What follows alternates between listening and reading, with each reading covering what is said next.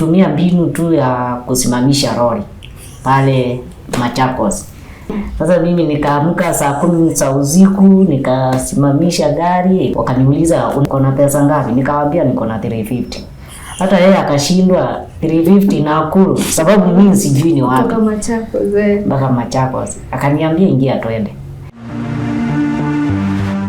A few months ago, a young man approached his pastor with a request to find him a wife. What he didn't know is that the same pastor had a similar request, but from a young woman. What followed next is a marriage and a wedding that stopped the city of Nakuru. And we are here to catch up with the couple to find out how they met and how their love story unfolded. Welcome to today's episode of My Story. My name is Yvonne Kawira.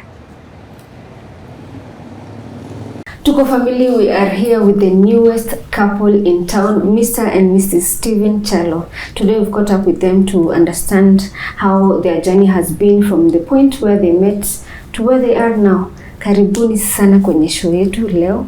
Tutaanza na Mr. Stephen. Tueleze unaitwa nani na unatoka wapi? Asante. Na wasalimu kwanza kwa jina la Yesu. Hamjambo?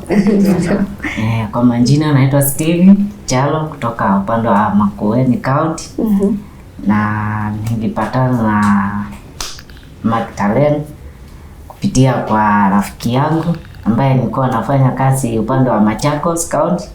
Tukapatana na yeye tukitembelea wagonjwa pale Machakos Hospital. Alafu tukaongea, tukasalimiana. Akanipa namba ya Maki, tukaongea, tukaendelea kujuana. Tukapitia siku moja, ya pili sasa tukaongea sasa tukakubaliana kulingana na vile maswali tulikuwa tunaulizana. So tuka take time sasa ndio tukatafuta nafasi tukapatana. Okay. Macho kwa macho. Yeah. Magdalene, kwa kifupi tueleze unaitwa nani na unatoka wapi? Kwa majina naitwa Magdalene Chalo. Hapo mbeleni nilikuwa naitwa Magdalene Kayondo, but kwa sasa nafurahia mimi ni bibi ya Chalo. Safari yenu imekuwa vipi kabla upatane na rafiki yako ambaye alikupatia namba ya bibi yako? Maisha ilikuwa vipi pale mwanzo? Umestruggle kuingia kwa relationship, ilikuwa vipi? Kama kawaida maisha, kama vile mnaelewa maisha inakuwa changamoto saa zingine. Kama vile mimi sasa nilikuwa nafanya kazi ya nikate kwanza. Upande wa Rutoto, na nikatoka huko kazi wakati ilikuja ikashuka wakati wa corona, nikakuja upande wa Machakos. Kapatana na rafiki yangu ambaye ni mdogo wa pasta. Akaniambia vile unaendelea kufanya hii kazi imenifurahisha, na kuna msichana ambaye ako mahali hata yeye anafanya kazi kama hii, na mkipatana mnaweza fanya kazi mzuri hata Mungu afurahie. Na before kuendelea akaniambia na huyo msichana ako na mtoto. Nikamwambia mtoto hana shida. Sababu gani? Hata sisi tukipatana na yeye tutakuja kupata wetu, na kama hatutaweza kukaa na huyo wetu, hata huyo wake hatutaweza kukaa na yeye. So akaniambia ina shida. Visitation ya kutembelea huyo mama ikaisha, tukaachana. Nikaenda zangu, yeye akaenda zake. Tukaenda tukapatana tena siku nyingine. Sasa ndio nikachukua namba, tukaongea na Magi. Ulimpigia simu? Yeah. Magi, ulikuwa expect utapigiwa simu na Stephen? Ulikuwa umeambia basi ya kutafutie mume pia, ama ilikuwa vipi safari yako? Mimi nilikuwa nimemwambia ya kwamba ningepata mtu mwenye ako serious, mwenye ananipenda venye niko na mtoto wangu. Kitu ya kwanza apende tu mtoto wangu, na mimi nitashukuru. Wakati uli approach basi ukamwambia kwamba unatafuta mtu wako serious, kulikuwa na changamoto pale before ufike hapo? Kulikuwa vipi? Kuna watu walikudisappoint ama ilikuwa agenda wa sasa nataka mtu serious? Ni kweli hapo nyuma kulikuwa na changamoto ambapo nilikuwa na mtu ukakuja kupata kuko na venye hatukupelekana. Ikakuwa very painful. Nikasema nika heal for almost 5 years from that my mama akaniambia it's now better to move on. Okay. So nikasema ni sawa. So nikaelezea pastor. Wakati nielezea pastor nikawa niko Nakuru. Cause tulikuwa tunaishi Machakos wakati nilikuwa msichana. Hapo kipindi yenye niko high school. Sasa wakati nilikuwa obvious sana alikuwa ananifuatilia. Wakati ananifuatilia anajua ni wapi nimefika hivi. Sasa hata wakati nilipata mtoto akajua, alikuwa anajua. Sasa wakati alikuwa anakuja kuelezea huyu rafiki yake alikuwa anajua all the details. Niambie hiyo siku ya kwanza ambapo ulipigia simu na ni namba haujazoea ku receive simu from that number, alafu ushike na usikie sauti ya Stephen, ilikuwa vipi? Kupitia hapa sasa ndio pastor akanipigia akaniambia niko na rafiki hapa ambaye anataka kuongea na wewe. Okay. So akanipigia tukaongea. In the process nilikuwa ninatembea kwa barabara, nilikuwa natoka kwa mama nikielekea kwangu. Sasa nikamwambia kidogo tu nifike kwa nyumba alafu nitakusikiliza. But kwa roho yangu nikasema nikasense hapa kuko na kitu kinaendelea. Wakati nilikwambia kidogo nifike nyumbani, uliofia kwamba ama hajasikia, ni kama uliofia ama ilikuwa vipi? Okay. Mimi ni mtu kwanza napenda kusubiri. Kweli. Nilisubiri wakati aliniambia ningojee afike kwa nyumba. Sababu yako katika safari. Yes. Nikavumilia na ile harakati tukaachana na pastor. Yeye akaenda na mimi nikaelekea kwangu. So nilipofika nyumbani niliendelea kusubiri. Lakini yeye alifika na akachukua time ya kunipigia simu. Sasa akaniambia nimpikie. Amefika sasa. Nikampigia simu tukaanza kuongea. Nikamuuliza, wewe kwa maisha yako umeamua aje?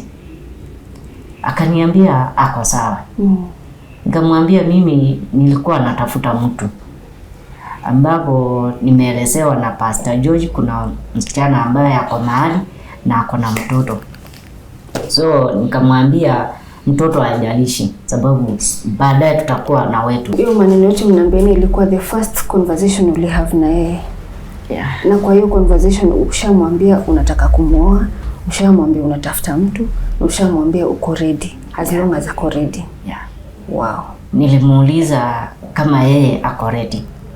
Na nikamuuliza kwa maisha yake alikuwa yani alikuwa anatarajia nini. Kaniambia hata yeye amekuwa akitafuta mtu ambaye ako serious. Sasa nikamuuliza ulikuwa unatafuta mtu wa aina gani? Akaniambia mimi kulingana na maisha yangu vile nimeishi sitaki mtu tupatane aanze kunisumbua. Ambao sitaki mtu ambaye anafuta sigara, anakunywa pombe, anatumia miraa. Nikamwambia mimi by the way mimi ni Mkristo, mimi najua Mungu na mimi situmiangi hizo vitu. Ulikuwa na masharti kweli? Kwa sababu hapo nyuma nilikuwa na mtu wa aina hiyo. Okay, na kakudisappoint. So kakuja kupata atupelekane kabisa, hata kupigwa unapigwa. So unakuja kupata sikupenda. So nikamuelezea mimi nataka tu mtu mwenye atanipenda venye niko na mtoto wangu, atapenda venye hata venye ninavaa hivyo, the way I am. Mara ya kwanza mlipatana wapi Magi? Mara ya kwanza alikuja akanipata kazini. Penye ninafanyia kazi. Uko juu kwenye mmenipata. Sasa akanipigia simu akaniambia ameingia Nakuru. Nikamwambia wow. Sawa, kama umeingia Nakuru, chukua motorbike ukuje mpaka hapa, ukuje mpaka Nakuru hapo nini NHIF. Swali ya kwanza aliniuliza unanipenda venye niko? Nikamwambia ndio. Tupande juu kwa ofisi. Wow. Ulipomuona kwa mara ya kwanza ulifikiria nini? Nilifurahia sana. Nilifurahia sana. Kabisa. Ilikuwa umeongea kwa muda wa miezi ngapi kabla mpatane? From the first phone call mpaka wakati uliamua acha nisafiri niende Nakuru. Baada ya miezi 2. Okay. Tukapanga vile tutapatana. Na nikamwambia sasa mimi najipanga kupata fedha nikuje. So mimi nilitumia mbinu tu ya kusimamisha lori pale Machakos. Kama kawaida mimi mtu wa highway, najua mambo ya usafiri. Sababu mimi sinanga ati jam train. Sasa mimi nikaamka saa 10 za usiku, nikasimamisha gari, ikakuja wakaniuliza unaenda mpaka wapi? Nikamwambia naenda Nakuru. Uko na pesa ngapi? Nikamwambia niko na 350. Hata yeye akashindwa 350 Nakuru, sababu mimi sijui ni wapi. Mpaka Machakos. Akaniambia ingia twende. By the way nilifika hapa kitu saa 4 asubuhi. Nikampigia simu, nikamwambia niko hapa nimefika. Akanikaribisha, tukaenda kwa ofisi yake, tukakaa pale, tukakunywa chai. Tukakaa pale mpaka saa 11, akafunga kazi, tukaelekea kwa nyumba. Tulipofika kwa nyumba yake, tulienda tukaomba kwanza. Wow. Yeah. Tukatoka hapo, tukakuja kwa wazazi wake ambaye alikuwa anaishi na wao. Hiyo siku ulikuwa ukipelekwa na Stephen nyumbani kumit wazazi wake akisema huyu ni bibi yangu. Experience yako ilikuwa vipi pale? Nilikuwa eager kuwaona. Kwa sababu nilikuwa najiuliza venye yako mfupi hivyo na mimi na wazazi wake wako hivyo. Nikasema wacha natamani tu kuwaona. Wow. Ulienda ukapata vipi kule nyumbani? The opposite. Ala. Everyone is torn. Except for yeah. Na wewe kwa upande wa kwetu mimi ndio first born na mimi ndiye mfupi na wengine they are huge. They are tall. Your parents. Wow. Na wakawapokea vizuri. Vizuri sana. Na ulipomit wazazi wake ulikuwa na anticipation gani na wali meet hizo expectations zako? By the way hata mimi vile niliona wazazi wake wako hivyo, ni wazuri, ni warefu, si kama sisi. Hata mimi kwetu mimi tu ndio mfupi. Hata nadhani waliona wazazi wangu, mandugu zangu, sister zangu wako hivyo, ni warefu sana.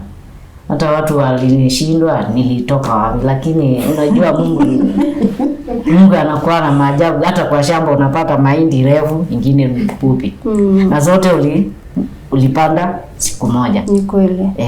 Because of hiyo situation kulikuwa na watu waliwafanyia any sort of vitu ambazo hamkufurahia wakati mlikuwa mkijaribu hata kuingia kwa relationship ama mkigrow up?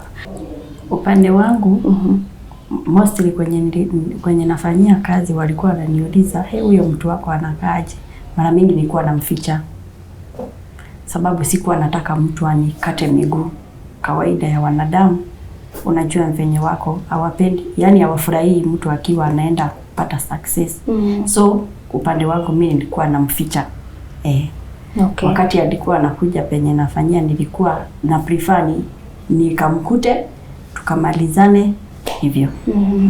Na wewe je? Hata mimi nilikuwa nafurahia sababu unajua watu ni wale tu, sababu wakiendelea kuona na wasense either kuna nia ya kuolewa. Shetani anakuanga mahali popote tu.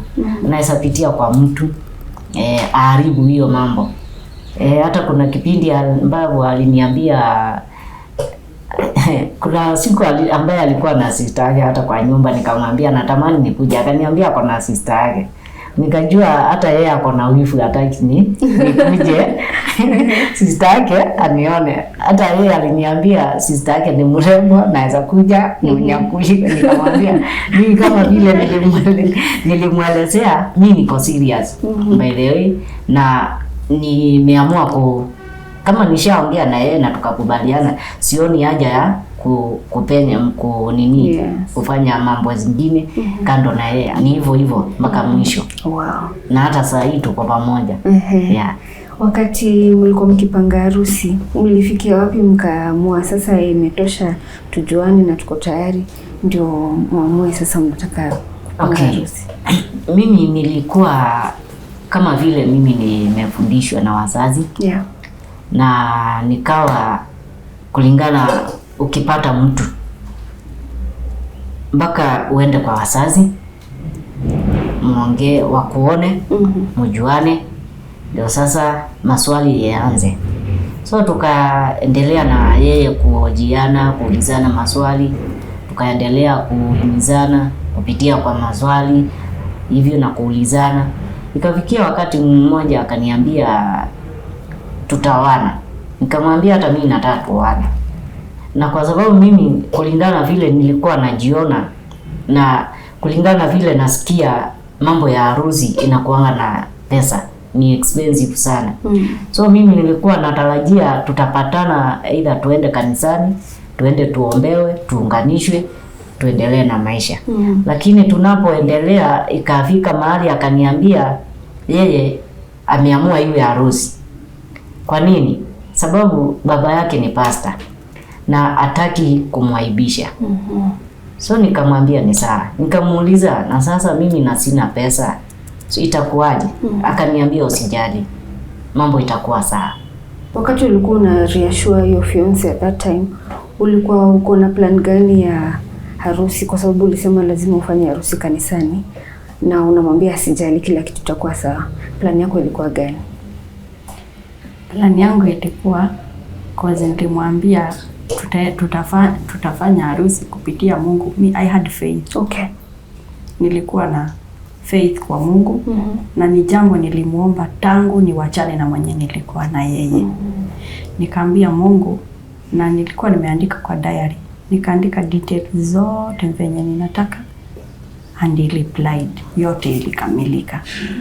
So ukiwa na faith na Mungu, everything is possible. Sasa mara ya kwanza approach wenye tunafanya na wao kazi. Nikawaelezea kwamba niko na harusi. Ya pili nikaenda kwa mchungaji, nikamwambia kwamba mchungaji, tunapanga harusi. Lakini mara ya kwanza kabisa nilienda kwa mamangu. Nikamwambia ya kwamba mama, nitakuletea wageni. Akafurahia sana.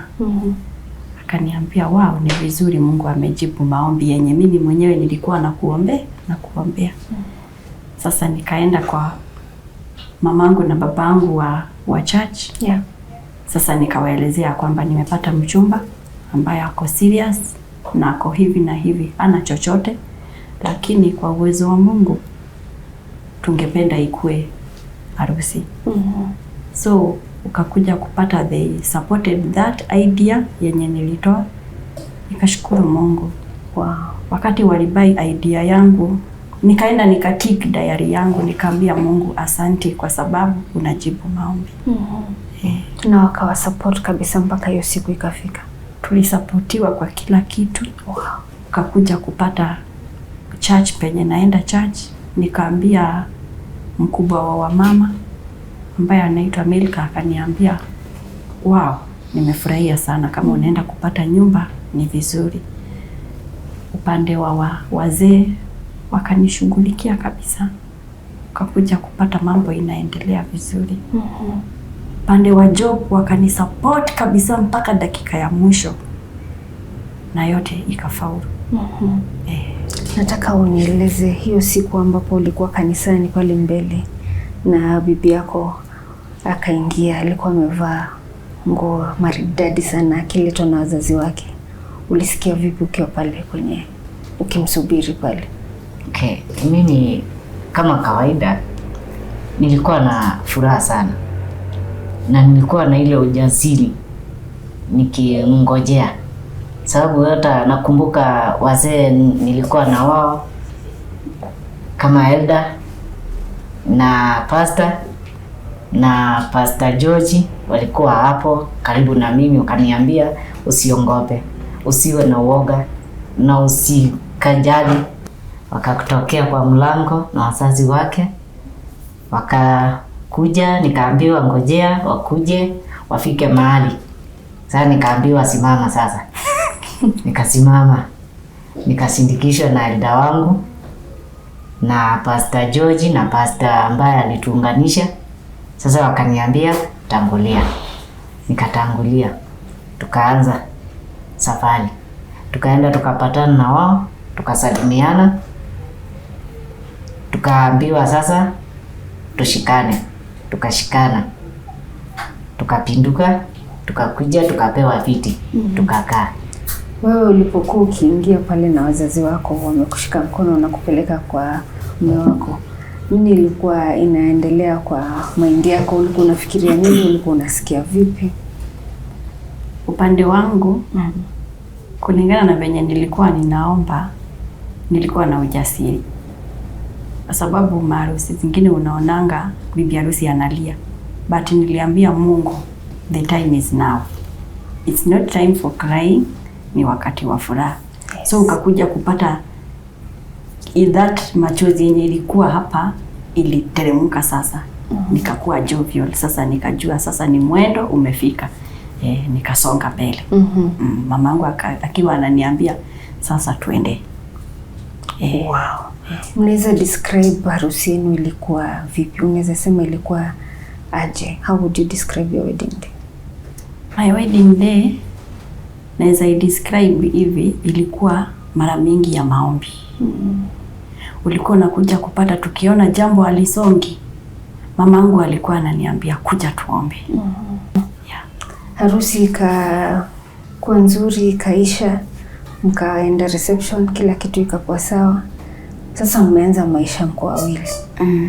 Unaweza describe maisha imekuwa vipi saizi? Kwa sababu your husband ametravel all the way from Machakos, amekuja huku kwenye unafanya kazi, na kwa sasa alikuwa amention kwamba hana kazi kwa sababu imebidi aanze maisha fresh. Unaweza describe situation yenu iko vipi saizi? Upande wa maisha, kulingana na mwanaume, unajua mwanaume akipata mboma itakuwa lazima sababu ajitahidi. Na kwa upande mwingine mimi bado sijapata kazi. Na natarajia Mungu atanifungulia milango nipate kazi. So kwa hizo wiki mbili bado sijapata mahali pa kujishikilia. Niko tu kwa nyumba. My wife ndio anaenda kazi, ambapo alianza kazi before after kutoka harusi. Tulikaa hizo wiki mbili kwa nyumba, hatukwenda mahali kwa sababu hatukuwa na fedha hata ya kujienjoy kidogo. Tukawa tu tuko hapo tu kwa nyumba kwa sababu pesa hakuna. Na kama ningekuwa na pesa, kwa sababu mimi ni fundi, hata ningeendeleza hiyo kazi yangu. Yes. Lakini kwa sababu sikuwa hata na capital hata kidogo ile, ndio maana mimi niko tu kwa nyumba nikingojea Mungu atende miujiza, nikishughulika tu na kutafuta mahali ambapo naweza kupatikia. Unaweza sema ni qualities gani unapenda about bwanako, ambapo ulipokuwa ukijaribu kumjua ndio uamue nitamuoa ama nitakubali kuolewa naye, ni qualities gani ulipenda kwake? Mara ya kwanza wakati alikuwa anaongea kwa simu, chenye alikuwa anaongea alikuwa anamaanisha. Yaani ni mkweli, anaongea ukweli, akufichi. Hata ukifuatilia na kando hivi, si unajua sisi wanawake venye tuko, utafuatilia na huku chini utapata ni kweli. So hiyo ndio kitu ilinifanya nimpende zaidi, ni mkweli. Na unajua ukipata mtu mkweli au utafichwa kitu yoyote. Ni kweli. Na wewe kama wewe ni hivi, inabidi sasa ukue open. Usifiche kitu. Juu unajua kwa kuoana ukificha kitu, ujue kutakuwa na vikwaruzano. Okay. Qualities gani ulipenda kwa Magda? Okay, mimi kwanza nilimpenda akiwa hivyo yuko. Sababu mimi kwa maisha yangu sikuwa napenda mtu mrefu. Nilimpenda akiwa hivyo, na alipokuwa tukiongea na simu aliniuliza, wewe ungependa mtu wa aina gani? Nikamwambia tu mimi napenda mtu ambaye anaongea ukweli, apendi ukora, na si muongo. Afichi mambo. Sababu mimi sipendi uongo na mimi ni mtu ambaye napenda straightforward. Yes. So nikamwambia mimi kwanza akaniuliza, nikamwambia mimi ni mfupi. Akaniuliza na George, sababu nilinikanisha na George. George ni mrefu kiasi. Nikamwambia mimi ni mfupi kiasi ya George, sababu anajua George. Akaniambia kwa hivyo tunatoshana. Sababu George ni mrefu kiasi kwangu, najua George. Nikamwambia tunatoshana. Unajua sasa tunajipiana vitu ambavyo hatujaona. Sasa nilipokuja nikamuona, nikasema wow, huyu ni size yangu. Ulipata mtu size yako. Na nikasema afadhali Mungu kumbe anakuanga na kusudi lake. Sababu nimepata size yangu, hatutasumbuana. Sababu by the way alinifurahisha sana na nilipendeshwa na yeye. Wow. Nilipendeshwa na yeye sana. Na nikashukuru Mungu. Najua umeolewa wiki mbili. Probably unaweza sikia kama hauna a word of advice kwa wanadada kule nje ambao bado wanategemea ama wanatarajia kuingia kwenye ndoa. Unaweza advice kidogo. Unataka kuona watu wakibehave vipi before ndoa, ama mtu akiingia pale kwenye ndoa abehave aje? What is your secret to a happy marriage? Mimi kwa marriage, secret yenye naweza waambia ni ya kwamba wasiogope. Unajua wengi anasema pesa, kupanga nini, asiogope. Kwa sababu with something, without you can make it. True. Yeah. Uwe uko nayo, uwe hauna, uwe uko flat kama sisi tulikuwa totally flat. Kwa sababu unaweza sikia maybe ninafanya kazi, lakini kazi yenye ninafanya ni cleaner. Mimi nafanya usafi huko juu. So unakuja kupata kupitia hiyo usafi yenye unafanya. Wale ni wadosi, nafanyia watu wakubwa sana. So unakuja kupata wenye unafanyia, they appreciate your work. Na ndio unakuja kupata kwa hiyo harusi waliniinua. Hata unakuja kupata hata kanisani ile kidogo yenye inafanya deaconry usafi, unakuja kupata wanasema huyu msichana wa huyu mtoto wa mchungaji wacha tumuinue. Unakuja kupata hivyo. So ni vizuri kukaa na watu vizuri, ukue mkweli, uwe unafanya mambo na roho moja. Ukifanya mambo na roho moja, hakika hata ukisema niko na harusi watasimama na wewe.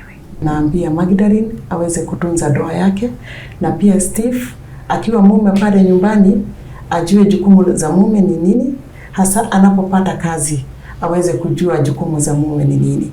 Kwa hivyo tunawatakia kila la heri jema wanapokuwa pamoja.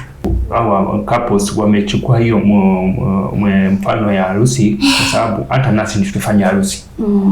Na pia hata nasi tulipitia katika changamoto kama hizo. Unapomtazama Mungu na kumweka mbele kwa mambo yako, si wewe utangulie mbele, Mungu akutangulie mbele, hakika utaona mkono wake. Yeah. Kwa wale ambao wanaangalia story yako saizi kwenye Tuko TV, unaweza waambia Wakenya wa support kivipi? Ni ombi gani mko nalo kwa Wakenya? Kwanza upande wangu, ningefurahia sana mume wangu akiwa na kazi. Akipata kazi, nitafurahia sana kwa sababu nikileta 100 na yeye alete 500, ama nikileta 200 na yeye alete 1000, tutasonga. Na unakuja kupata naumia sana akiwa wakati mimi natoka na yeye atoki. Lakini ninajua siku moja kama venye alifanya tusimame kwa harusi kusema ya kwamba I will do. Atasimama na sisi na mume wangu atapata kazi.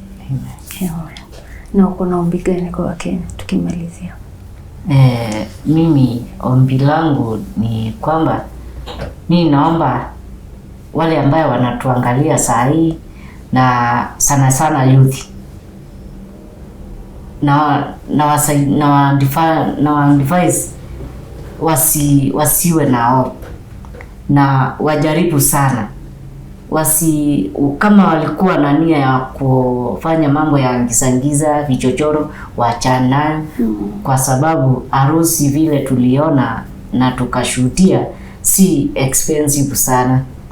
Kwa hivyo nadhani watu wengi wanaogopa mambo ya harusi wakidhani iko na expense, lakini ukitegemea Mungu na umoja pale kanisani, mahali huko nyumbani, sababu mko na vikundi pale kanisani, kuna ile vikundi mko nazo pale, endeni muongee, useme uko na jambo, na hiyo jambo itachukuliwa kwa uzito.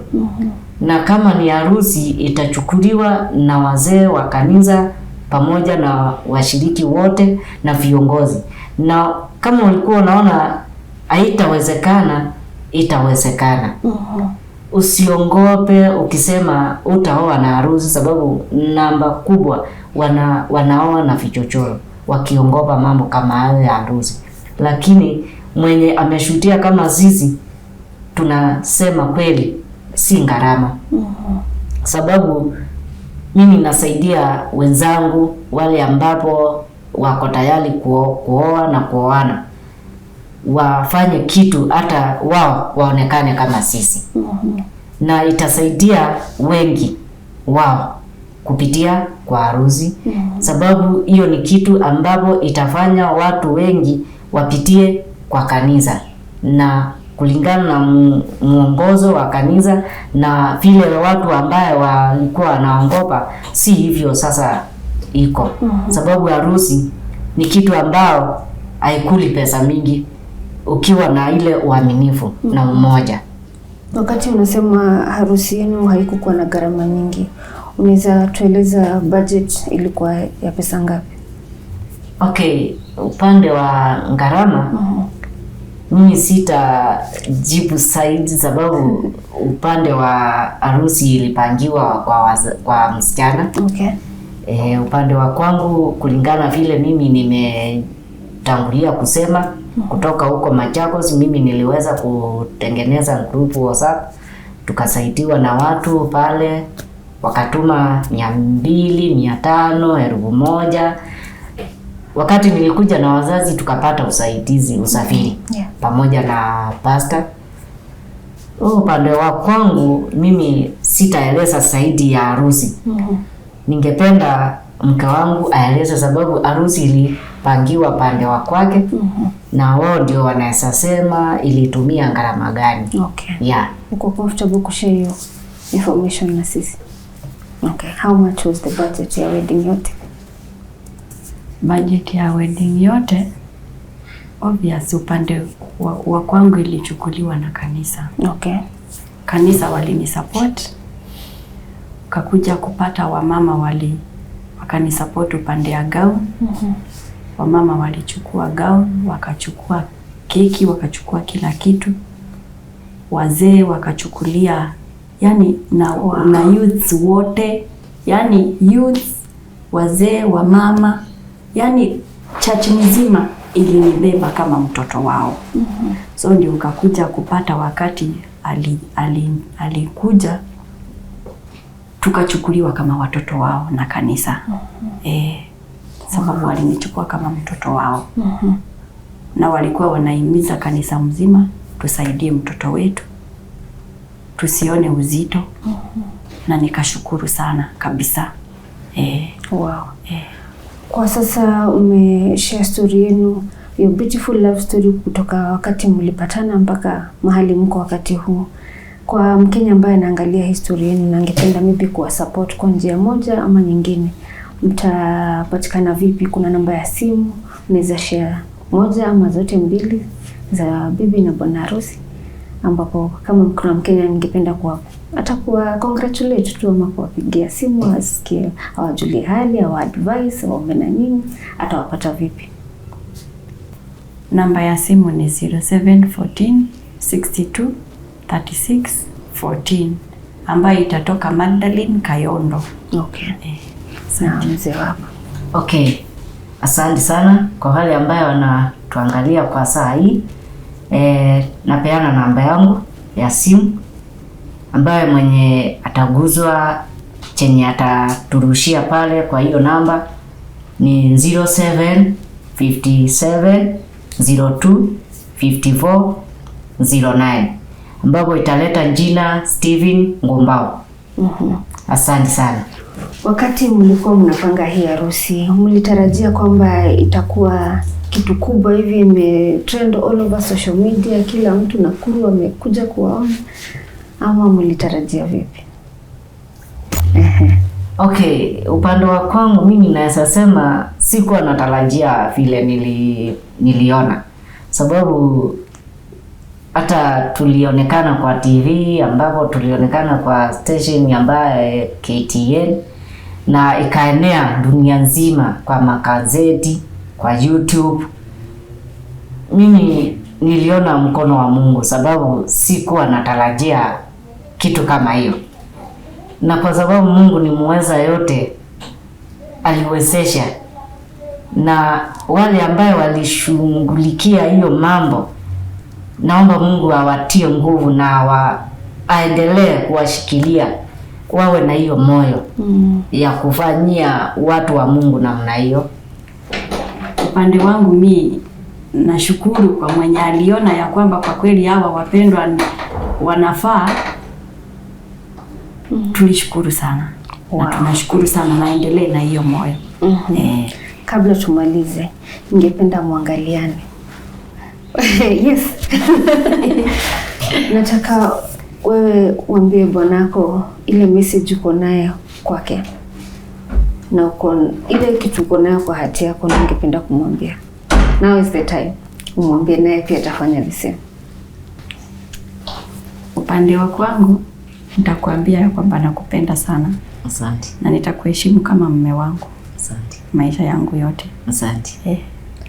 Na mimi pia nakupenda sana Maki kama mke wangu, na nitakuheshimu kama mke wangu, na nitaishi na wewe hadi mwisho wa dahali.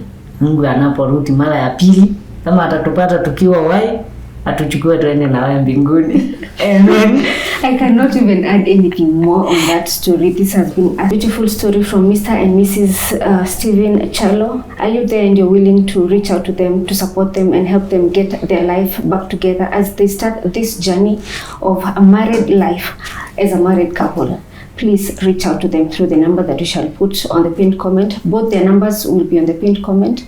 Reach out to them, pray with them, advise them, support them. Her husband needs a job, and this beautiful family needs to start from a place where they get support from all Kenyans. Well, thank you so much for staying with us till the end of the show. My name is Yvonne Kawira, and until next time, keep it Tuko.